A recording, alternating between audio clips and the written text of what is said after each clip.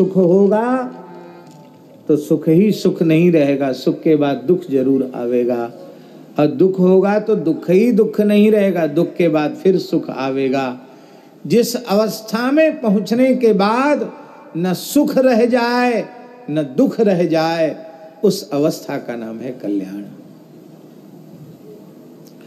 और ये सुख दुख का अनुभव करने वाला है कौन?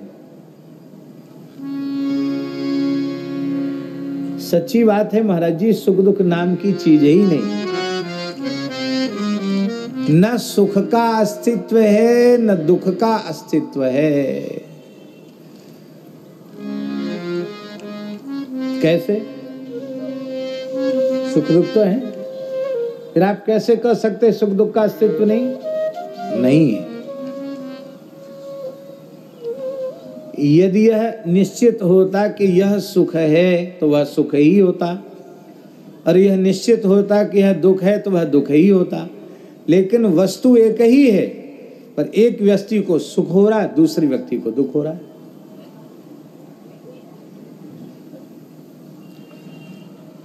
आप गांजा नहीं पीते हैं,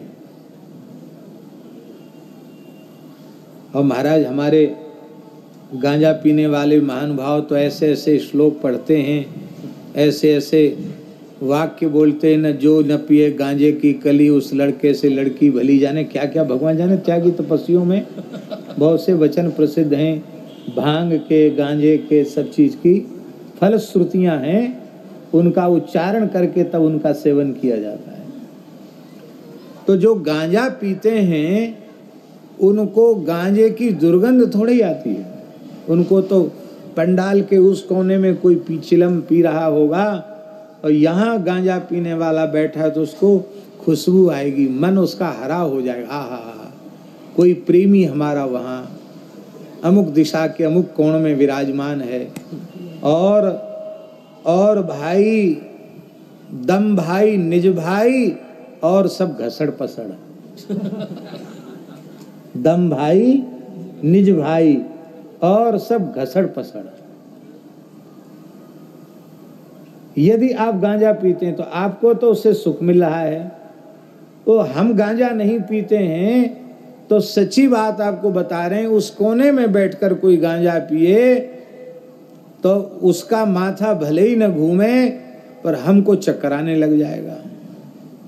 वहां गांजे की बदबू से यहां चक्कर आने लग जाएगा। कुछ प्रकृति ऐसी है, क्या किया जाए। क्रिया एक ही है, एक को सुख हो रहा है दूसरे को दुख हो रहा है। इसका मतलब है कि मन ने जिसे अपने अनुकूल मान लिया वह सुख हो गया, और मन ने जिसे अपने प्रतिकूल मान लिया वो दुख हो गया।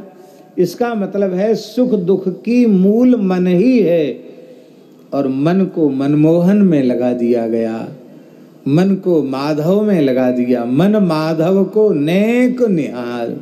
विनय जी में गोस्वामी जी कहते हैं नेक, अरे मन थोड़ा देख तो सही। नेक क्यों कहते हैं? कहते अरे तू थोड़ा देख तो ले, देखने के बाद फिर वहां से हटेगा नहीं।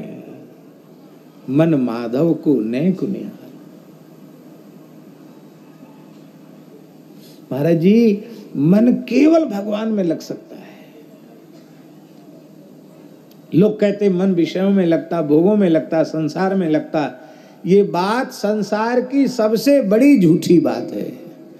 मन लगता होता तो कब का लग गया होता, पर सच्ची बात है मन लगता नहीं है।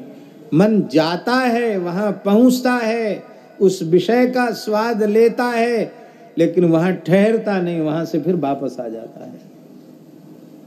रसगुल्ला खाने में मन लगा,